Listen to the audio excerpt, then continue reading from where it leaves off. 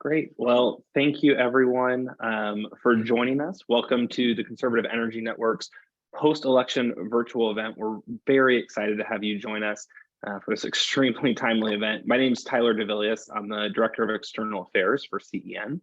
I'm joined today by a panel of conservative political and policy experts, and I'm really excited to hear their thoughts on our recent polling at CEN, and of course the results of the midterm elections, which we're still counting the votes in a couple places. Our polling was released just last week as voters were making their final decisions, and it found Americans to be at an all-time high in the poll's history in terms of dissatisfaction with the direction of our country. It also found that nearly half of all Americans think that their electricity bill is higher than average. This is our 7th annual national poll, and while we ask some new questions each year, we have been able to track many results over the history of this poll, which provides some fascinating insights. And before I go too far down the polling rabbit hole, I better stop myself, and I'll leave that polling breakdown to Glenn and our fellow panelists here. For those of you who might be joining one of our events for the first time, welcome. Founded in 2016, CEN is a national network of 24 state-based organizations, all rooted in a common mission of forging a clean energy future rooted in conservative principles. We will put our website and links to our social media pages in the chat so that you can learn more about our growing organization. Please be sure to connect with us. We'd love to get to know you. Just a quick housekeeping note. I know that it is 2022 and we are all very familiar with these events, but please direct any and all questions to the Q&A button at the bottom of the screen, and we'll monitor it throughout this event. And we will endeavor to answer as many questions as we can here about 2:45 towards the end of our event today.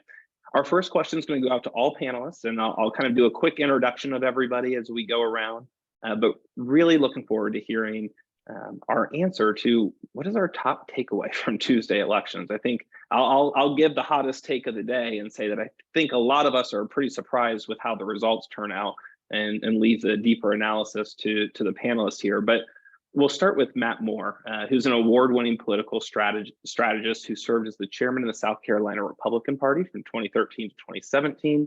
In 2016, his name appeared on the short list of candidates to lead the Republican National Committee. Prior to being elected South Carolina GOP chairman, he served as the state director for U.S. Tim Scott, executive director of the South Carolina Republican Party, and much, much else. He's guided hundreds of winning political and grassroots campaigns and was a senior advisor to U.S. Congressman William Timmons' winning 2018 campaign. And more recently, and congratulations, Matt, he was a senior advisor to State Representative, now Congressman-elect Russell Fry's campaign for Congress. He helps a number of business, nonprofit, and political clients solve complex issues in Washington and states across the country. With over a decade of experience across all levels of government, he has a unique understanding of federal, state, and local issues. His relationships with elected officials and their staffs are among the best of America. He has served as a commentator on many different outlets, both cable and in print. Although one particular distinction that I wanted to make sure we got across here, on June 12th, 2014, he earned the New York Times quotation of the day for describing the power of grassroots activists in the social media era. So Matt, thank you for joining us today. What's your takeaway from Tuesday? Goodness. Well, like any good Politico, I have two takeaways. One, it's obvious Republicans rested on their laurels. The media seems to have overcorrected from 2020's polling bias and said we were winning every poll with 2 weeks to go, and not enough Republicans showed up in key places. But I think it's a bit more, complex than that. It's really hard to sustain national populism, a la Donald Trump, 2016. What's clearly working now is state level creativity and problem solving. Look at governors like Brian Kemp and Ron DeSantis proving this theory correct. There's a misconception voters don't want government to do things, and that's actually not true. The center-right, younger Republicans, and swing voters want Republicans to do things, but in a conservative way. And the party's agenda right now is being driven too much by social media showmen and women. Need a little Newt Gingrich and Jim DeMint back at the table as we develop the party's next agenda. So look forward to discussing that agenda today. Great. Thank you so much, Matt. Looking forward to having you on. Next, John Hart, and John's a co-founder of C3 Solutions and one of the most effective and experienced communicators in the conservative movement. He served former U.S. Representative and Senator Tom Coburn as his longtime communications director and a co-author for him. He also worked for former U.S. Congressmen Steve Largent and Jim DeMint. He's a founder of Mars Hill Strategies, a firm that has advised Silicon Valley companies, numerous nonprofits, and political campaigns. He's co-authored 2 books and has appeared as a guest commentator on leading cable and radio outlets across the country. He owns and manages Farlight Farm, a 62-acre sustainable farm just outside of Washington, D.C. So he's snatched up some of that last farmland in the D.C. suburbs where he lives with his wife and children. John, thank you so much for being here today. We'd love to hear your takeaways from this week's election. Well, thanks so much for having me and hosting this. Look, I think Republicans obviously didn't have the wave election that we thought we would. But we have to recognize something we weren't looking for. And I think there was no red wave, but there was a red, white, and blue wave. And what I mean by that is you had voters all over the country assert and express their independence in ways we weren't expecting. And we saw rebukes really of some of the more extreme elements on both sides. And let me be precise by what I mean by extreme, because a lot of people on the left would say I'm an extreme conservative, and I am very conservative in terms of my policy outlook.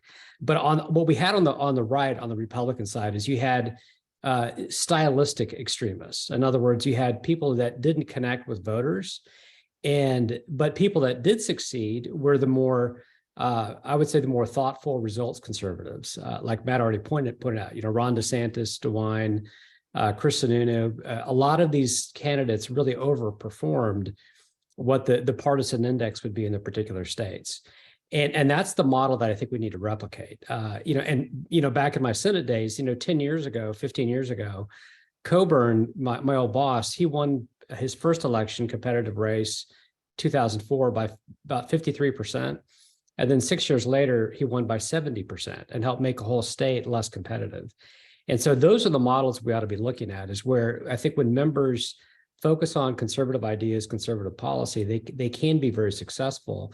And then quickly on the left, as we saw a rebuke of kind of left-wing policy ideologues, Beto O'Rourke, Stacey Abrams. So I think if the right has a tonal extremism problem, the left has a policy extremism problem. And I think our challenges are much easier to correct over the long haul. That's great insight. Thank you so much, John, and looking forward to talking with you here a little bit later.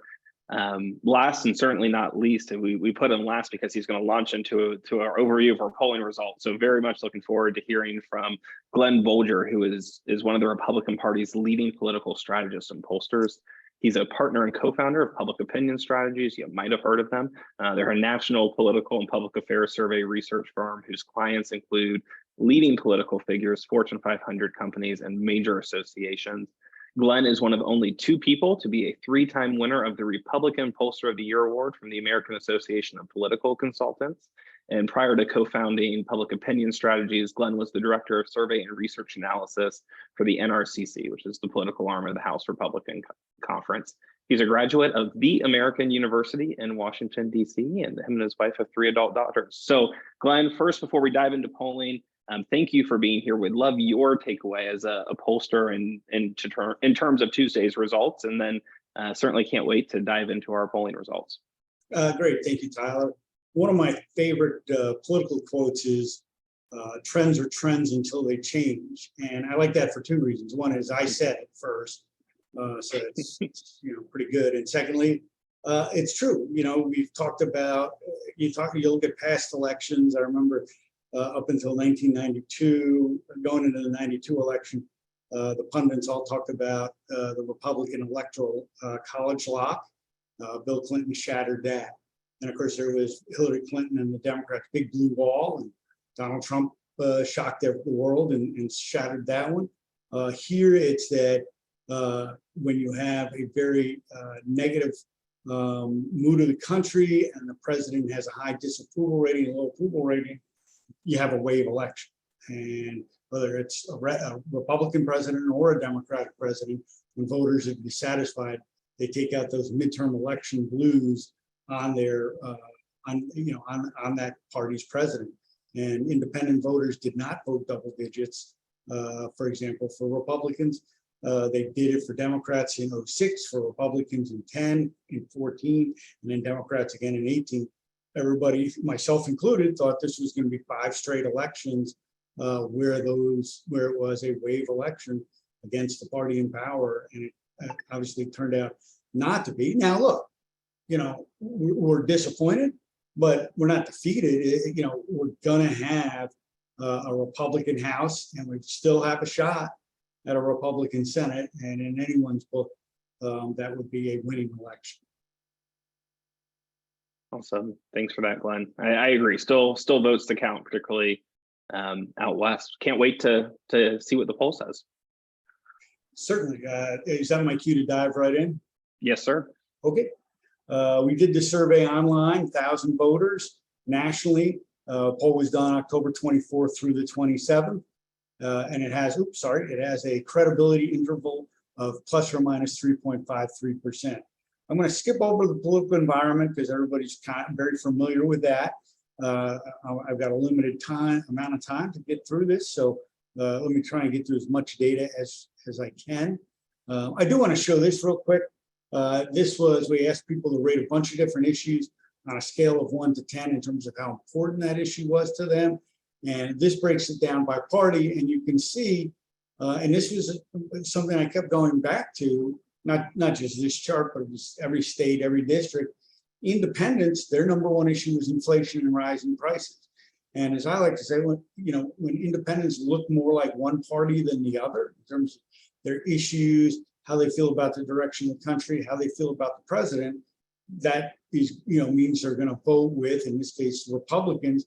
And turned out they didn't. In some areas, yes, some races certainly they did, but not to the extent I think that history showed likely to happen. So getting into domestic energy production, we've been asking since our initial poll way back in November of 2016, whether the country should place more emphasis or less emphasis, or about the same amount, on these different types of energy. And you can see this is among Republicans. Coal, they're saying the highest number of Republicans are saying more emphasis. Natural gas is the Republicans' voters' favorite form of fuel, or energy, I should say, 64 to 10. Wind has bounced around a bit. It's now at 41-32. Solar power, 47-25. And then nuclear power, about the same numbers as solar power. Clean coal does well at 53-20. And then looking at it among Democrats, very different picture. Not surprising. That's one of the reasons the parties are very different on lots of different issues. Democrats are very negative towards coal, negative towards nuclear power. They're very positive towards solar power and wind. They're a bit more mixed, positive, but mixed about natural gas, and a bit negative about clean coal, although not as negative as they used to be. Then among independents, they're 2-to-1 negative towards coal, 2-to-1 positive towards natural gas, very positive, not as positive as Democrats, but still much more so than Republicans towards wind and solar power. Nuclear power, it's mixed, and clean coal is mixed as well. So you can see, on energy issues, what we should emphasize for our energy, independents look more like Democrats than they do Republicans. In terms of party issue handling, this is the part that always makes me wince because it's not really good news for Republicans. Who do you trust? Who would do a better job handling each of these issues? And you can see the Democrats on the environment, a 20-point lead, clean energy issues, a 20-point lead, climate change, 25-point lead, and even on energy issues, they're up by 7. The one we added this time that we hadn't asked before, and that's lowering the cost of your electric bill.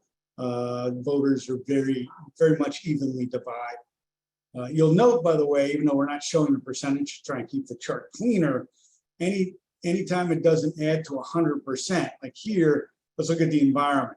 So 44 say the Democrats, 24 say the Republicans, so you've got 68%. And that means 32% are either saying both about the same or neither would do a good job.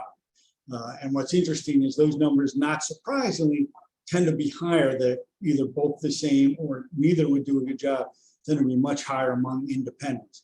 Democrats tend to overwhelmingly favor Democrats. Republicans favor the Republican Party on these issues, but independents tend to be a bit more cynical towards both parties. Turning now to clean energy, would you say you support or oppose the government taking action to accelerate the development and use of clean energy in the United States? The bold line at the top, the dark blue, that's the total support. As by the way, the blue and red, use of blue and red here generally has nothing to do with political parties unless it's specific to that. So here it's just support, total support, or the percentage strongly opposed. 81% support. It's bounced around a little bit, a bit consistent. Strongly support, and intensity matters a lot in public opinion. That has dropped relatively steadily since our first poll, again in November of 2016. It's gone from 59 down to the mid to low 50s. Now it's in, firmly in the 40s with 41% strongly supporting. So intensity has dropped. Now, opposition's only 19% and only 8% strongly opposed. So, when you look at the overall numbers, it's still very decisive. And then when you look at it by party, Republicans, 66% support, independents, 81% support, and Democrats, 96% support. I find it interesting that independents are 15 points higher than Republicans, 15 points lower than Democrats. So they're literally right in the middle on this. Now, 81%, still a very significant figure, just as 66% is. Then we asked to increase clean energy production. Would you prefer, you can see overwhelmingly voters prefer approaches like competition that allow markets and businesses to provide more clean energy production, government mandates and quotas, not beloved, and then a price or tax but on carbon emissions, not seen as the best option either. And by party, and I don't want to get bogged down in this, but you can see a majority even of Democrats, 58% say competition. How important is it that a candidate for political office share your opinion on clean energy issues? 79% say that it's important, 31% say it's very important, 21% say it's not important.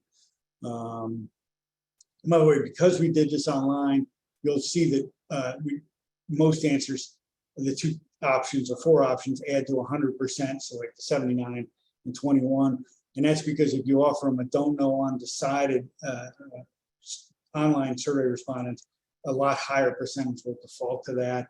You can see by party, you have approximately 70% of Republicans saying it's important to them too.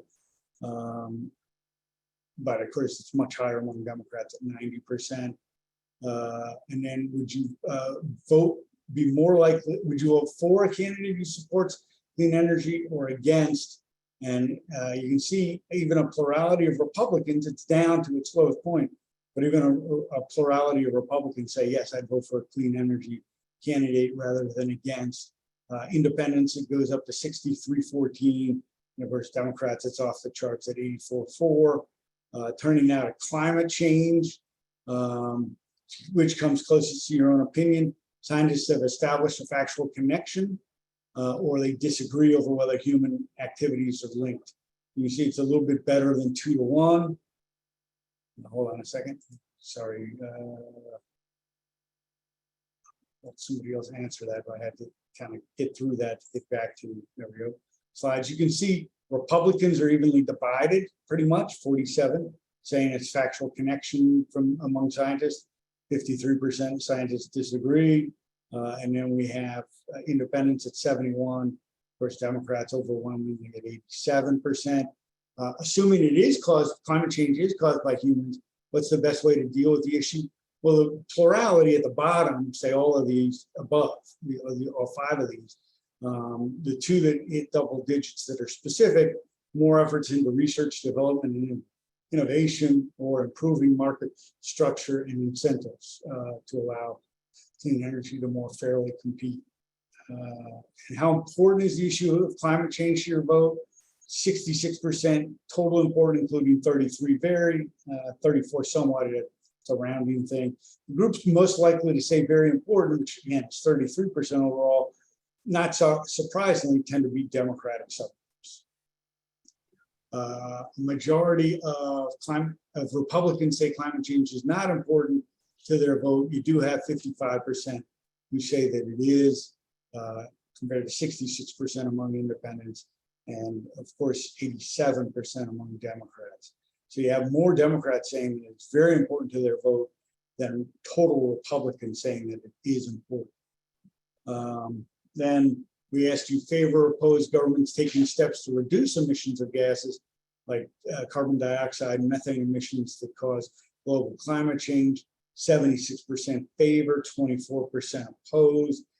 Intensity strongly favors at 37%. An all-time low, but it's still a significant number. Our rule of thumb is 30% or higher, either strongly favor or strongly oppose, is a significant level of intensity. So it's 37%. And again, you do have a majority of voters across party lines favoring government action, whether it's Republicans at 57%, independents at 78%, or Democrats at 94%.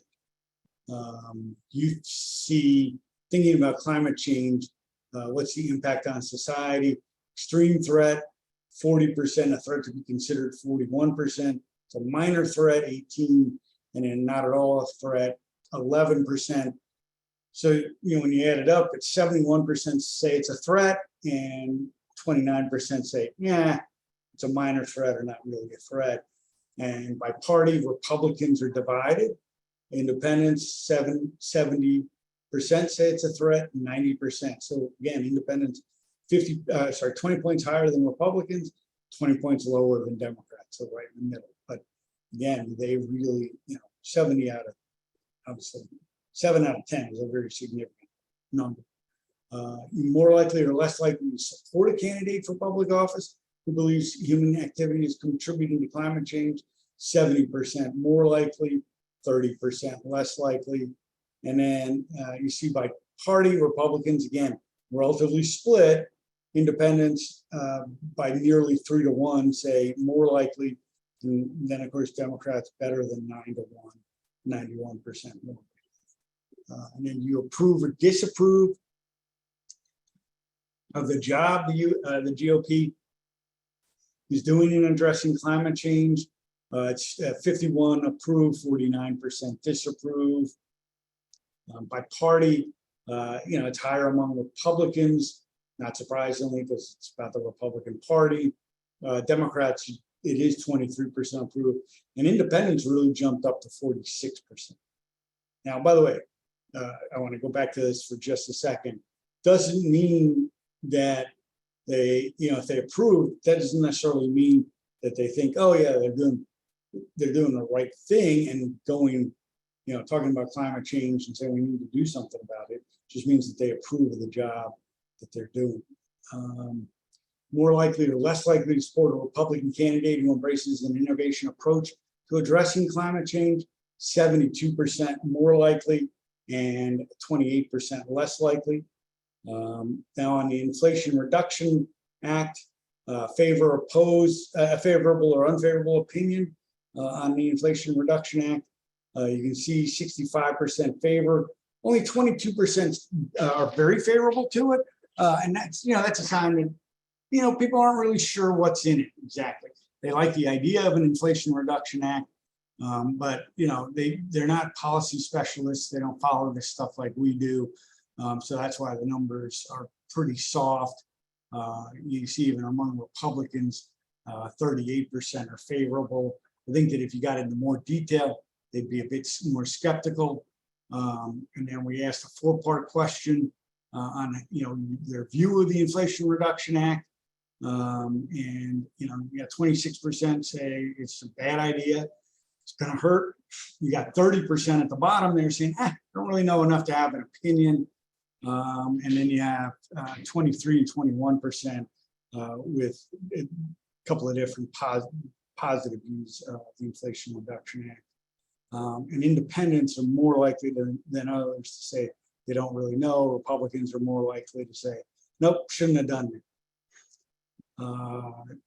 Now, how about the implementation? Now that the government's committed to the spending, yeah, that's a good idea. 65%. Again, intensity exactly the same as we saw on the previous question. That's 22%, and the crosstabs were very similar too. So again, a lot of uncertainty about this.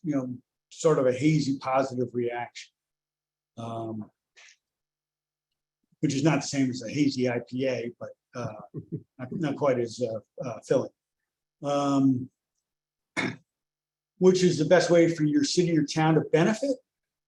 Investing in infrastructure projects and investing in clean energy technologies, both at the top. 14% say, shouldn't take this money at all. Now on to energy policy. Just in the interest of trying to stay on time. Here's the lengthy intro. Then we said, should your member of the House of Representatives support or oppose this legislation? 78% say yeah, it should support. 22% say no. And then how does the war on Russia, between Russia and Ukraine affect your view on energy policy? As you can tell, this adds to more than 100%. People could give multiple responses. And you can see 3 are kind of top tier. When only 4 points separate the first, second, and third highest responses, that's not statistically significant differences. And hopefully everybody's had a chance to kind of read over these really quickly. 19%, I like that, not affected my view on energy policy. And that's fine, because not everybody's thinking about global issues and affecting energy policy, other policies. They're just trying to get by.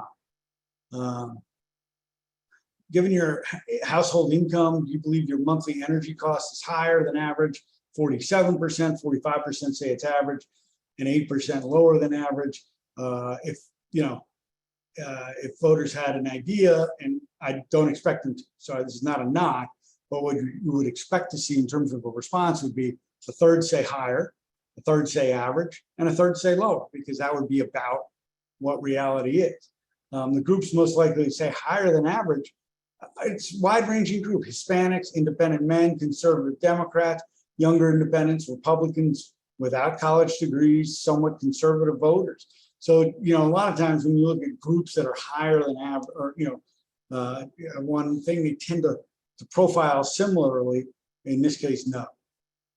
Turning now to some clean energy policy proposals. I'm running low on time. I'm getting towards the end, but I'm going to kind of run through these pretty quickly. Again, the total favor number is very high, and the strongly favored number is pretty solid. Now, people aren't waking up every day thinking about, I really wish, for example, at the top, more electric utility. There'd be more electric utility competition, so I'd have choice of companies to buy my power from. So that's why I think intensity, it's a good number, 38%, but 86% overall, you think it would be higher, maybe in the upper 40s. And again, I think it's just because, people aren't thinking about this except when they take the survey, or very few other times. And of course, if it was easy to get people focused on it, it would have been done by now. And then here's some others. You look at the intensity, for example, at the bottom, carbon capture and storage. Yeah, 69% sounds good, but only 22% strongly favored. I guarantee you this is the first time almost everybody, not everybody, but almost everybody who took the survey has heard of carbon capture and storage. And I think that, again, is why you have the lower intensity, because it's like, sounds good, but I can't say I really know what it means. Then we asked proposals to expand clean energy in the US. And again, pretty strong numbers for the top 2, and that is increasing development of the clean energy infrastructure and transparency and accountability. Both score well. The bottom 2 aren't opposed, and they're not bad numbers. They're just not nearly as strong. And then we asked how important these 2 different policies about property owners and renewable / clean energy. And again, Very important, 50% and 45% on these two. So these people, yeah, okay, I get this. I feel strongly about this. Turning now to message testing. We asked a series where we call it combat message testing, where we give both sides arguments, as best and fairest as we can, and then ask, okay, which side comes closest to your own opinion? As you can see, and this is over time, obviously, the supporters in rural areas of renewable energy, their arguments are almost 3 times stronger than the argument that the projects are bad. And we get up to still around 80%. It's a little lower at 79, and we've been seeing it, but still people wanting a new choice, a new system, a choice of where they purchase electricity. And then similar numbers again on a new electricity system with more choices. So there it is in a nutshell. And Tyler asked me to finish at 2:30, and I apologize. It is now 2:31. So I know I went way over, but I did what I could. We'll let this one slide. Glenn, go get some oxygen. Matt and Sean and I will take a couple of questions here at the front end to give you a break. Thank you for making it through all of that. And I did see a question in the chat asking if these slides will be made available. Everyone that's a participant in today's call will get an email with both this presentation, the slide deck, this also, along with the full schedule. This was really just a selected portion of our poll. You can view it at www.conservativeenergynetwork.org/polling, which I believe has been put in the chat by Kayla. Also, well, Matt Moore, I'm going to go to you for our first post-poll question here. I know that you work quite a bit with state and local elected officials. How would you counsel them to view these survey results as they think about the energy policies that are getting ready to be discussed in coming legislative sessions? Yeah, what's interesting is I actually coach elected officials and companies sort of the same way, because they have mutual interests. If they're a true believer, which companies, obviously elected officials are, they support our issues, which is you have to change the way you talk about things. You have to make it local. You've got to make it personal, right?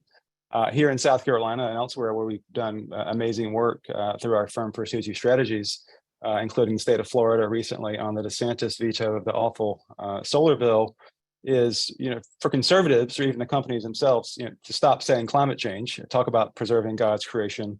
Don't say create government subsidies, talk about creating an even playing field, talk about economic development and job deals instead of the Green New Deal, right? Talk about helping farmers instead of helping big business. I mean, these are the kind of things that are appealing to local policymakers that are in state houses, particularly, but also conservative congressional districts, who have jobs in areas that are very dependent on agriculture, that agricultural framing. I know we'll get to that in a little bit when it comes to utility scale solar, particularly. But again, it's really about making it local, making it personal, and presenting these issues to your constituents and elected officials. And I think it's a successful way to get things done. Thanks, Matt. That's goes back to the old adage, all politics are local, right? And when we can drive it home in a tangible way.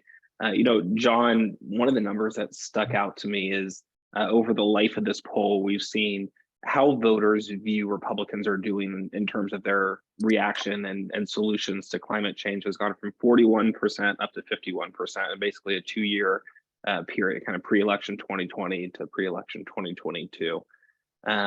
What do you think has inspired this uptick? Have Republicans at the federal level, have conservatives at the federal level been taking a more proactive view when it comes to talking about this? And look, as we've recognized, we know that increase hasn't necessarily translated into electoral success. So, think kind of with the backdrop of this year's elections, and look, even understanding that COP27 is currently underway in Egypt, and that Republican members of Congress will be headed to that. What more would you like to see from Republicans to continue to bring about clean energy and climate solutions? Well, that's a great question. Well, Tyler, I think we've seen, undeniably a shift more broadly and just in public opinion that people are more and more concerned about climate change, the environment. And it's the eyes and ears test. They're observing things like the Salt Lake shrink, and there's a lot of alarmism and a lot of catastrophe rhetoric that's not really helpful. But people are concerned, and I think the polling numbers show that pretty clearly. And so I think what Republicans have done wisely is they've realized that, particularly for younger generations, this is an important issue. And to pick up on Glen's point earlier, is that every trend is a trend until it's not. I think the challenge in politics and leadership is changing the future of the electorate, is really thinking big and thinking ambitiously about where do we want to see politics go. So I give McCarthy a lot of credit and the task force for understanding that if we don't lead with solutions, we're going to lose an entire future electorate block. And what I think Republicans have done successfully, what I want to see Republicans continue to do, is to connect the solutions with our values. So one of the key studies that we've put out, a paper called Free Economies or Clean Economies.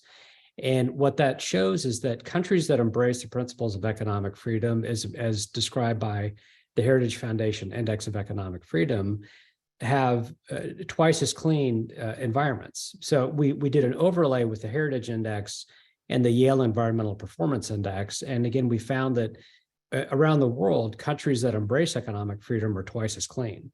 So what that does for Republicans and conservatives, it says, look, your worldview and ideas and policies are already in harmony with good environmental outcomes and solutions. And so I think what we need to do is continue to tell that story, both, describe it from a policy standpoint, but obviously connect the heart and the head, which is why we have a news magazine. We have a place where we can normalize and just tell the stories of conservatives being good stewards of their environment. I often ask people, raise your hand if you disagree with the Boy Scout motto that we should leave the campsite better off than we found it. And no one disagrees with that. That's almost universal conservative ethos. And again, the challenge is just really just to connect what people already believe with a policy set and solutions, beginning with less government, more economic freedom, permitting reform, which we can talk about in a bit. And that's really the direction I think we need to keep going. Absolutely. It's that tagline that we've started to adopt around CEN, that climate changes, but principles don't, right? We can approach these solutions from a conservative lens. Matt, we saw in the survey results that voters are really demanding across all parties, right? Republican, Independent, or Democrat, demanding that the government take action to accelerate the development of clean energy in their state, at a more state and local level. How can newly elected conservative policymakers encourage this development while remaining true to those conservative principles that we've been talking about? Oh, Matt, I think you're on mute. First fumble of the Zoom. This is a great time to mention South Carolina's success in answering this question. We go back to the solar industries, utility scale solar industry, and the rooftop solar scale industries. Great success here over the past decade, and it's been driven by conservatives, right? We've passed 2 bills that received unanimous, in fact, support in the state legislature, signed by the governor. So you start asking, why? How did that happen? Again, I go back to the framing, right, of those fairness messages, of competitiveness, of choosing the spots to raise a ruckus at the State House, bringing solar workers, again, that jobs message, right? And I go back to what I said a minute ago about making it local, making it personal. We tell stories about the family farm that'll be sold due to the taxes. A grandma doesn't want to farm, but by golly, if a company puts solar panels out there, for the next 30 years, she can have a comfortable retirement, right? So those stories, again, making it personal, are really important.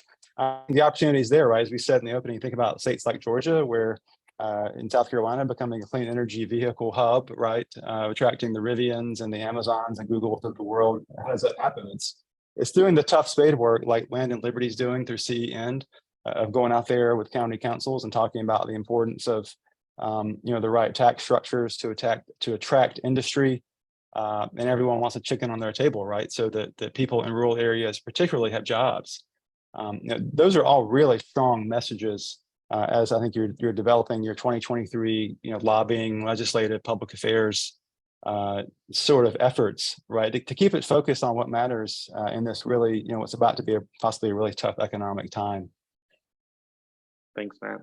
I appreciate that. And as we look from the state level and kind of go up to the federal level, look, I looked at Fox News right before this started, and I think they've called 208, 209 House races for Republicans, so not quite yet to that magic number of 218. But what we do know is probable Republican majority in the House is going to be fairly slim, and the Senate's a true jump ball, and that's going to be a very slim majority as well. John, do you see hope for bipartisan clean energy and climate legislation in the next Congress? And I'm thinking of things like the Growing Climate Solutions Act, which Glenn mentioned had 78% support by those that we polled, or permitting reform, or any other potential legislation you see coming forward in the next Congress. Well, to be honest, I mean, the realist in me is not terribly hopeful that we're going to see a lot of activity before the presidential cycle, because that starts earlier and earlier. Hopefully it won't start too early this year, but when that happens, it really does take a lot of the oxygen out of the legislative room, if you will. But I think there are opportunities, and I think if particularly if Republicans really take the lesson, I think, from this midterm election, which is to kind of tone down the circus, turn up the constructive approach, then I think you could create the possibility for some change. It takes two to work out a bipartisan solution, and unfortunately, I think President Biden is going to be doubling down on his decision to frankly appease the far left climate lobby. A lot of us were shocked when he engaged with hecklers during his closing argument, where he felt the need to appease climate activists and tell them we're going to shut down coal plants, and then Manchin blasted him for that. So Biden has not had a wake-up call, which is not doesn't bode well for a lot of bipartisan cooperation. But again, if Republicans, and particularly House Republicans, take a smart kind of rifle shot approach, and I wouldn't be a fan of trying to repeal a lot of the things in the IRA. I think there's some elements where let's defund the IRS expansion. But having lived through the Obamacare experience, where I was with a member that kept beating the drum for we need to talk about replace, not just repeal. Repeal was not very effective. Replace could have been if we spent more time on it. So I think we ought to have a replace mentality of putting forward policies, and the top one really should be permitting reform, where you're going to get bipartisan buy-in for that, and then make the Senate kill it, and make Biden veto it.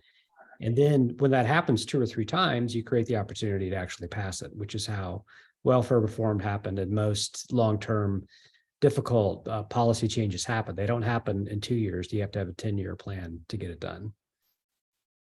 I like that view, John. And we know that whether it's the IRA or even IIJA, which did have bipartisan support, particularly in the Senate, that the projects that are coming online because of that have to be cited, and there has to be that permitting reform to meet some of that demand that's coming down to the state and local levels. So I see your realism point of view, but the optimist in me certainly hopes that we can come together on some of these issues, because a lot of these issues, and I'm looking at the Q&A, which we'll get to here in a minute, but a lot of these issues are just too important for any one party to have the monopoly on good ideas, right? We have to really come together. Yeah, just super quickly, I think a great image to think about with permitting reform is there's a kink in the hose. In other words, you could throw as much water through that as you want, but until you get that kink out, you're not going to accomplish much. That's a useful analogy. I will steal that from you and make sure you're duly credited. Mine. I can remember where I stole it from. That's usually how the best ideas come about. And finally, I see that Glen Bolger has come back from his halftime break, ready for the second half here. Glenn, I would be remiss if I didn't take a moment before we went into some of the audience questions here to just ask you. You've been doing this for 7 years now for CEN and administering this poll for us. What was your biggest takeaway from this year's poll, particularly with the backdrop of where we're at in the political calendar? Well, by the way, before I answer that question, I'll be brief with this. I just want to point out to John, when he talked about what Biden said about shutting down coal, and of course the White House walked it back, is you got to remember that what Joe Biden says does not necessarily reflect the opinion of the president. Okay, so always remember that. In terms of the big, I guess, surprise, maybe disappointment's a better way to put it, which is I'm disappointed that over these 7 years or 7 surveys, we have not seen a bigger increase in support of it, in support of clean energy from Republicans. I first got interested in the issue of clean energy in the 2009 Virginia governor's race. I was Bob McDonnell's pollster, and he came out. We had an ad where he talked about on all of the above energy strategy, having Virginia be a leader in wind and solar and coal, not turning our back on coal and all of that. And he was very nervous about it. It tested really well with swing voters when I ad tested, but he was nervous. He wanted me to test it with his base. And so I did a focus group of base Republicans, which you don't normally do after you've become the nominee, because it's like, okay, they'll be with us. Now we got to win the swing voters, especially in a state like Virginia. But so I tested it, and what Republicans said really floored me. And what they said was at this time, and we also saw it in the surveys as well, which was, hey, look, we're not ready to go 100% clean energy, but if you think we can just rely on oil and coal, that's the thinking of dinosaurs, no pun intended. And this is clean energy is the future. So I was hoping that, as that was 13 years ago, that we'd see more and more support among Republicans for clean energy, and we see a decent level. There's no question about it. I think it's higher than a lot of elected officials in the party think, but I was hoping it would have moved up by now, and it has. Glenn, that kind of moves us nicely into our first audience Q&A here. And again, please feel free to leave us a question in the Q&A button there.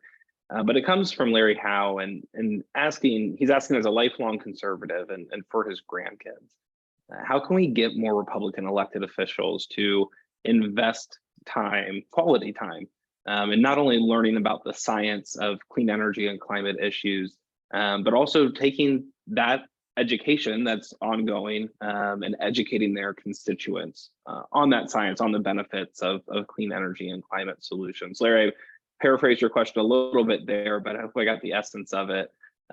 We'll throw it out to the group here for any thoughts you might have. Yeah, I mean, I think a lot about that question of how do you address the quote science question. And look, Republicans have done kind of a lousy job of that historically. I think there's a series of, a pivot from calling it a hoax to saying, well, I'm not a scientist, I can't comment on it. But one approach that I think is pretty effective is to think of it in terms of risk assessment and to turn the temperature down in the conversation and say, let's think about it as you would insurance. We all have fire insurance. We have to have fire insurance really to get mortgages. And there's a 1 in 3,000 chance your house is going to burn to the ground. And every day, responsible people make decisions about unplugging a heater or whatever they do to minimize the risk. And you don't go to bed every night worrying about your house burning down, but there are behaviors and ways we engage with that. And I think the climate issue is a little bit like that, where you can just take it head on and not avoid it without being an alarmist, without sounding like you're Al Gore or Greta Thunberg. So part of it is, I think it's incumbent upon us who are engaged in this, because it's an easy thing to ignore and to sidestep. But I think we've got to really continue to find ways of engaging and taking it head on. Absolutely, I agree, John, and that's why I've been encouraged to see so many Republicans like John Curtis starting the Conservative Climate Caucus, where more than 70 members of Congress are actively learning about these issues and taking it back to their constituencies. And I hope to see that engagement continue to grow. Another question here, and I will take this one quickly from McKenna. Would CEN consider renewable hydrogen in future polling? McKenna, if memory serves, we put regular hydrogen in this year. I know it's a major topic of particularly IRA funding, but yes, at CEN, we are for all of the above energy, and we mean all of the above. Just as John talked about, we need to diversify that portfolio to mitigate against the risk of only going in on a couple different energy sources. So we would certainly consider that in future polling. Matt, maybe this one for you from Elena. How does one engage groups often apprehensive about energy policy? The investment in renewable energy is beneficial for everyone and helps us bridge the gap in a lot of resources. Lots of jobs are certainly expected there. Is that the right messaging track as when we think about how to talk to those that might be anti-clean energy for whatever reason? It probably is, right? And as I mentioned in the opening, the framing about the best polling line we ever see when it comes to asking conservatives about energy or the climate, is we need to preserve God's creation, right? So, how do you engage faith leaders? You engage conservatives? It's the faith message, it's the jobs message, it's the innovation message. It looks like with as dysfunctional as Congress is, that so much of the solution to this will happen, in that innovative private sector. It's happening, in Georgia, South Carolina, Texas, and other places where these markets are booming, in terms of innovation. But additionally, in Congress, it's kind of finding creative ways, like the Growing Climate Solutions Act, that don't necessarily have a fiscal impact. Everyone's worried about debt and spending, right? It's sort of presenting these things to policymakers and the advocacy groups that support them and say, hey, this is a creative way to de-risk these projects. So this is a creative way to give farmers a way to grow solar energy, right? So we need more thought leaders in this space, frankly. CEN's a fantastic thought leader, but we need to encourage universities, even conservative universities, to be thought leaders in this space, because it's clear that on the conservative side, at least, we're majorly outgunned by the left, and particularly the far left, who want government to be the solution to all these problems. Thanks, Matt. I appreciate that answer. This, looking at the question, might be our last question, because I suspect we will all have something to say here. And this comes from Kelly. How much do you think the conservative media who don't speak favorably of renewable energy is impacting the view of conservatives when it comes to clean energy and climate issues?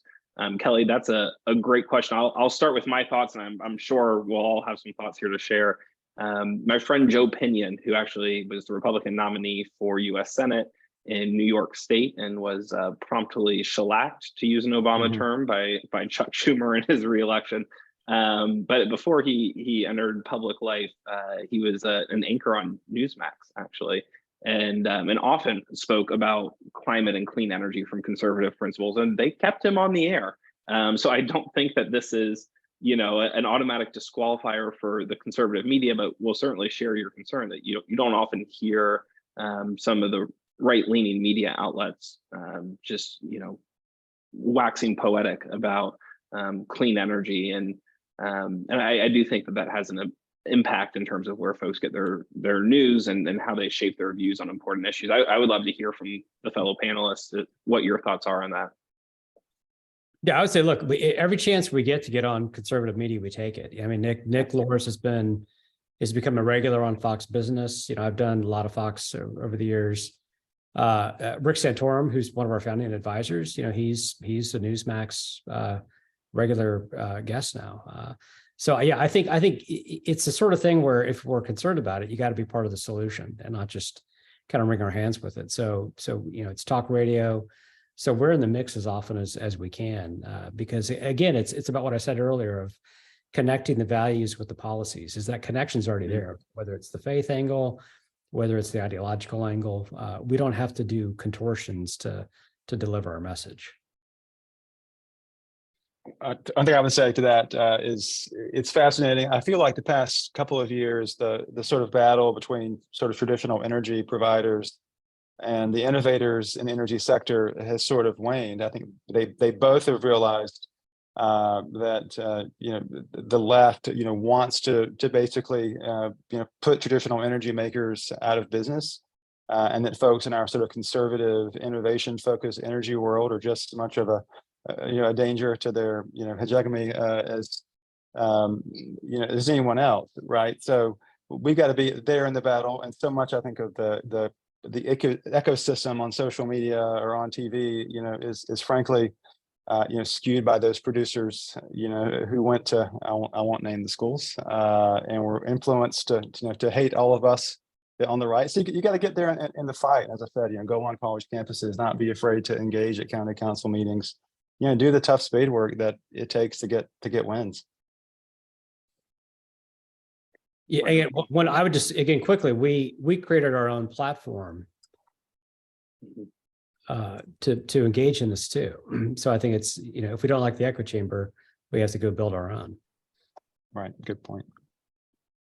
Absolutely, John. And I will say C3 Solutions, if Caleb, maybe if we can get their website in the chat, truly a great resource. It's, as I joked with John, and I'm sincere in this, it is a must-read newsletter for me every Friday when it comes out. And so would certainly encourage others to take a look at that as well.